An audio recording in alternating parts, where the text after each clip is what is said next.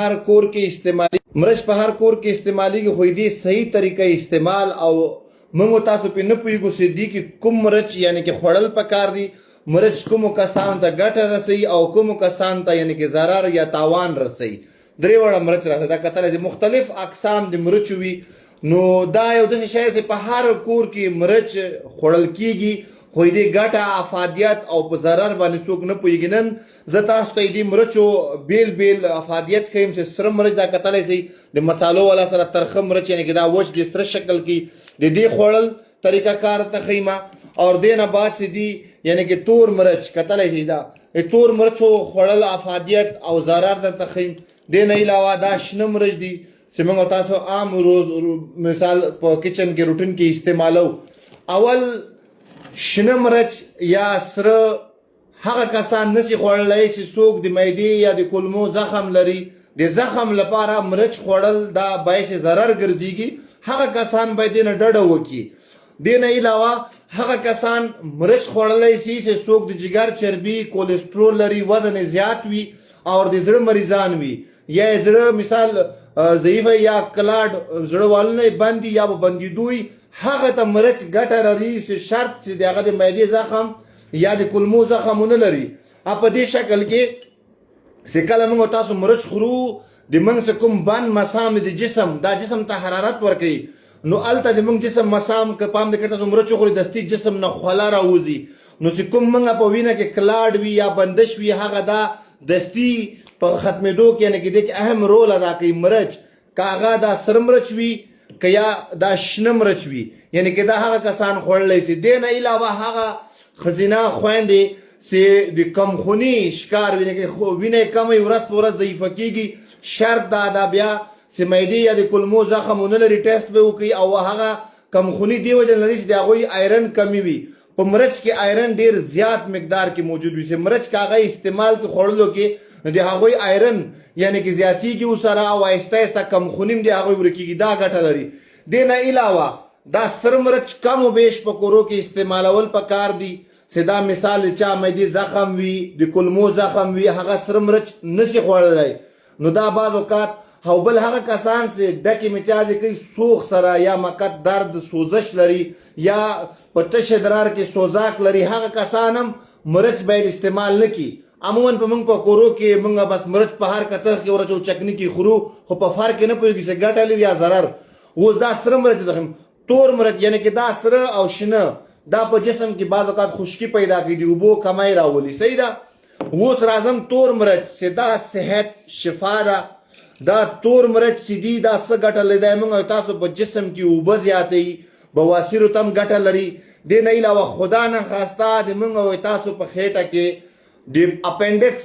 داسې درد را پیدا شو شروعات ده لکه اول ورځ نه تاسو ته شک ده چې زه اپنډکس نه یم او اپنډکس کومې خواته مثال ښي خواته نو سره مثال درې ګوتې چې کېدی دا هلته نږدې چې ورزور کوي دا درد کوي یا بعض اوقات دې داسې علایمې چې ټوله دا نامه ناخوا دی خو دا ټوله خېټه درد کوي کراره بیا دا وجې ته د نو سره خواته راځي درد چې ورزور کې درد کوي او یا بیا کانګې ورسره خوا یې بدېږي چا بعض اوقات خوا نه بدېږي چې شروعات کې تاسو پوه شئ خېټه هم درد کوي صحیح ده د هغه لپاره تور مرچ یعنې کې داسې الله خاصلت خواست به دستي یعنې کې دا درد ته کار کوي تور مرچ درته ښیمه دا به تقریبا نیمه کاچوغه راواخلئ او دوه جای درې جای به مرچ یعنې کې مات کې پاوډر کوئ به یې نه بس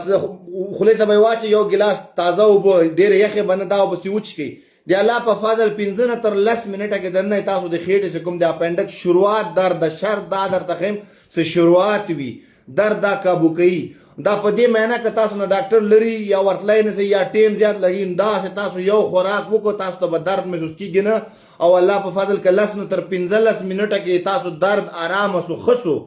نو باید بیا یو خوراک دا بلو کې تاسو مشکل اپنډکس رفع ده او که په 10-15 منټه کې تاسو درد آرامه نه سو مغص درد نو باید بیا تاسو ډاکټر سره مشوره وکړئ او دا خصوصا هغه درد سے شروعات وي بعض اوقات اپنډکس باندې وخت ټیم تر څو هغه باید ډاکټر سره باید رجوع وکړي دې نه علاوه چې کوم بواسیر لري بواسیر لپاره په کتر کې یا په سلاد کې تور مرچ اچول ګټه دا کوي چې تاسو د جسم خشکي ختمي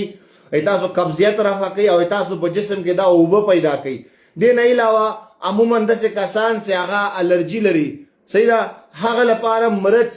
ډېر حده پورې تاسو استعمالوی سئ ګټه تر اخیستلی سئ تور مرچ داسې یو الله تعالی خصلت خوا دی کې داسې دا که څوک خدا نه خاصه د کلمو زخم ولري که دا مرچ وخوري مشکل نشته را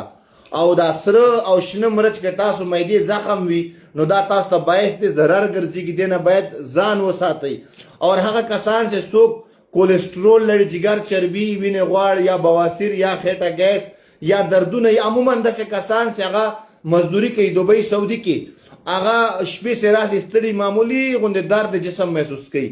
تور مرچ کې الله تعالی شفاعت کې دا سدا 15 تر شپږ دانې معمولی مات کې خولې ته واچو یو ګلاس ګرمې اوبه پسې وڅښئ دا د پین کیلر په شان دی تاسو جسم دردو ته دا کار کوي دا تور مرچ دا کتلی شئ ښه دې داسې ګټې افادیت دي که تاسو خورئ هم زه تاسو دا مشوره در کوم چې په کتغ کې نو دا تور مرچ تاسو استعمالوي دا ټولو کې ښه اثر ښه افاقه لري بل هغه کسان چې ګردو مشکلات لري مثال بلډ یوریا کریټینین یا ډیلایسس کوي نو هغه لپاره تور مرچ خوړل داسې ګټه لري چې کوم جسم وي هغه کې مسام دا خلاصولو کې ډېر اهم کار کوي چې کومه اوبه وي